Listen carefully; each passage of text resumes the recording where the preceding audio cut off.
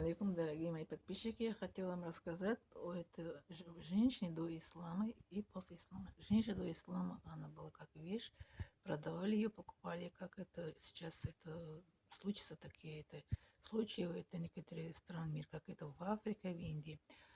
А до ислама это женщина у евреи, они это во время месячного периода, они как это закрыли за решетку, как это животные положили перед этой женщиной едой. А в это арабские страны они это женщину как это жертвовали для своих идолопоклонений. На каждый это год женщины они это жертвовали. А вот это иранцы, это в Иране, это до ислама, они как это женщину, это род женщины считали как грязный это орган человека. Перед того, чтобы пойти это поклоняться, это огна, они огнопоклоняющиеся были.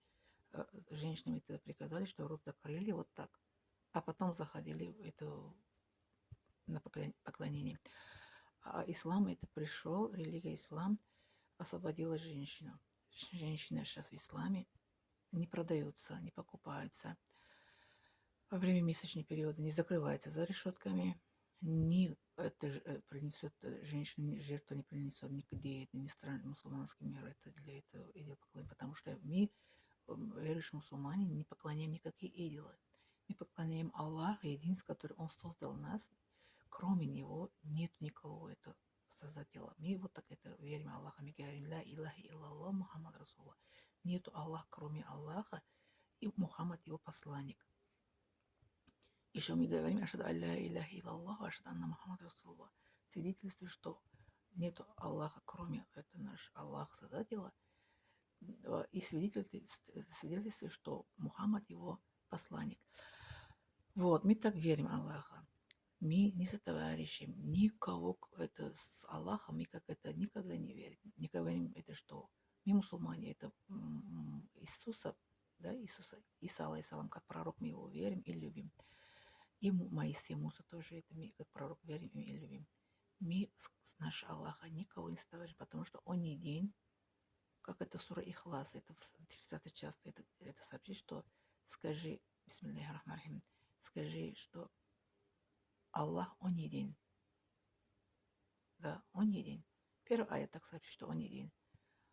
Он, это, кроме Него нету Аллаха. Кроме Него этот мир никто не создал. Он создал этот мир. Он создал человека. Он дал человеку разум. Он освободил женщину в исламе. Много что говорят, что женщина это не равна с мужчиной. Мы с мужчинам перед Аллахом равна. Мы равна. Мы защищены женщины. Никто в этом исламе женщине не имеет права руку поднять на женщину, обидеть ее, кричать на нее, орать на нее, унизить ее.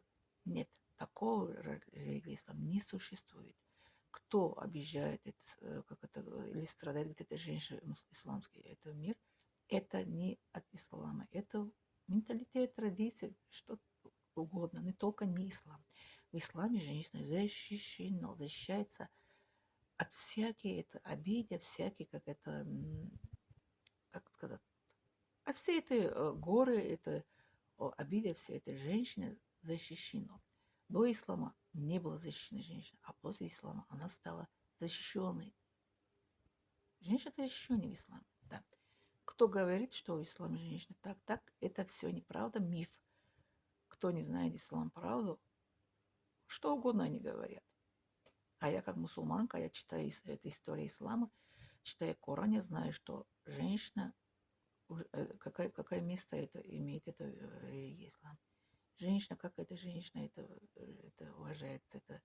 уважается, это оценивается, и ее как это поддерживает всегда.